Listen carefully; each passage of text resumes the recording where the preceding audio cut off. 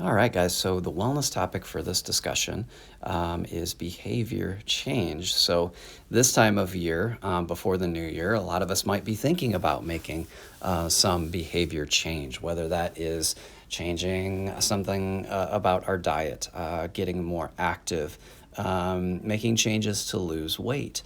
All these things we might want to accomplish will require some degree of behavior change. So today's discussion, very important one. Anytime we're trying to make some significant lifestyle change, attitude, motivation, and behavior change. So change your outlook, change your path in life.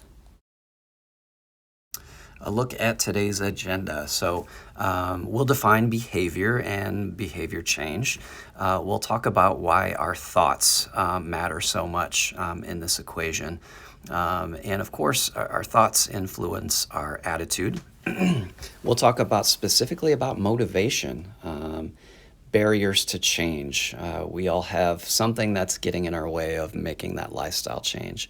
We'll talk a little bit about inspiration and how inspiration can kind of push us forward or influence us in making that behavior change.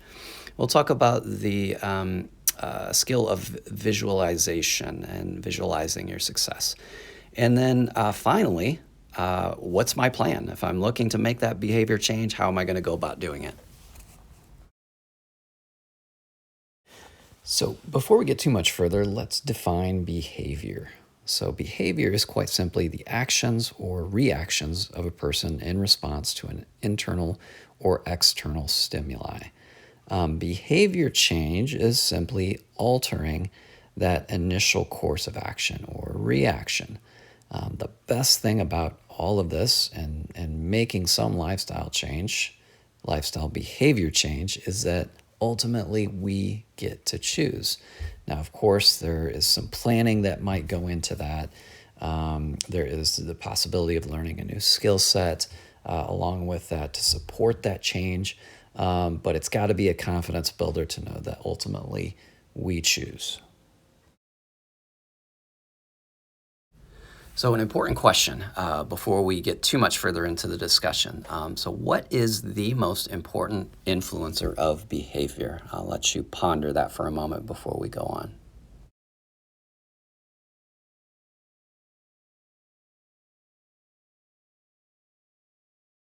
So, what is the most important influencer of behavior? Ultimately, it's our thoughts. So, we are to a large degree the product of our thoughts. And of course, our thoughts can be influenced by external factors, they can be influenced by internal factors. But to a large degree, what we accomplish is so heavily dependent on how we think about ourselves and our ability to achieve. So imagine for a moment you have two individuals trying to make the same lifestyle change. Say they're trying to improve their eating habits.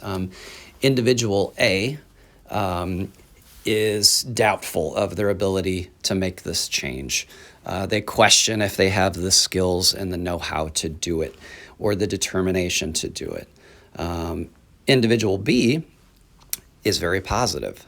They think they can do it. They've learned from other efforts they've made towards making changes. They think they have the skill set. They think they have the support to do it. So who do you think is going to most likely be able to make that behavior change? Absolutely. It's going to be that second person that has that belief because of their thoughts are positive. Your thoughts ultimately become your reality. So this is a really cool illustration, and it's a quote coming from Gandhi on how your thoughts tend to trickle down and influence your behavior, influence your habits and your lifestyle, and ultimately make you the person that you become. So I'll just read this. Keep your thoughts positive because your thoughts become your words. Keep your words positive because your words become your behavior. Keep your behavior positive because your behavior becomes your habits.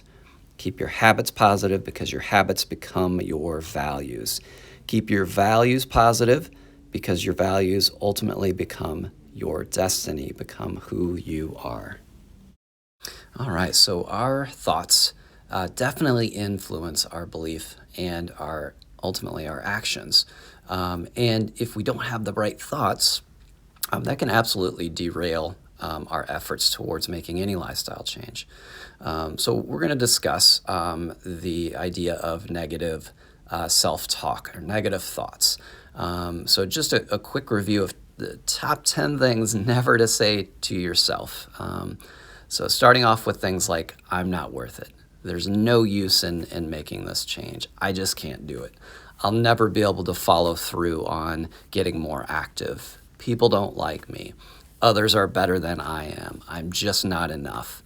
I must be perfect in anything I do. My opinion doesn't matter. I'll never be any different. I can't change my circumstances. Gosh, I almost feel defeated just going through this list. Once you take a look at statements like this, it's easy to see that anyone that is having thoughts like this to a small degree or to a large degree, ultimately that's going to hinder their belief and their ability to accomplish a task. So we've probably all experienced some degree of negative thoughts or negative self-talk like this in our life. And certainly it can impact our ability to make lifestyle changes or to accomplish some task. The saying is true. We tend to be our own worst critic. So let's talk about some strategies for banishing that negative thinking and that negative self-talk. Again, we've probably all fallen victim to it at some point to another. So a few strategies to combat negative thinking. One is actually catching yourself and recognizing what it is that you're doing. So catching yourself using that negative self-talk and actually call it out. You may actually say it out loud. So when we recognize that we've had that thought, that negative thought, it is helpful to actually say it out loud, because that really brings that thought to the forefront and it forces you to focus on it. It forces you to take ownership, and that's the first step of kind of working around that thought and turning it hopefully into something that's positive. So maybe that negative thought is, I'm just not detailed enough to make this change, or I don't have the knowledge to make this change. I failed before. Why would I be able to be successful at it this time? Whatever that negative thought is, say it out loud and take ownership of it in that moment. So further, try to cross-examine your negative thinking. What evidence do I actually have that this is true? Is it possible I'm just jumping to conclusions about my ability to get this task accomplished? You may try to shift your perspective. Try to look at the big picture. Try to look at things long term. So maybe you failed before at losing weight or getting more active or changing that diet. But that's just that one time. And try to focus on the things that you learned about that experience. So shift perspective. Recognize that maybe this one-time failure is exactly what it is, and it's a one-time failure. And it's something to be built on and to learn from and move forward. And then hopefully we can begin to replace any of those negative thoughts with positive thoughts, and moving towards a more positive outlook as the norm. Saturday Night Live, if you've ever watched that, used to poke fun at this character, Stuart Smalley, for his use of positive affirmations. You know, I'm good enough, I'm smart enough, and doggone it, people like me. But those little tricks, those little strategies really can help someone get over that negative self-talk and move to a more positive outlook.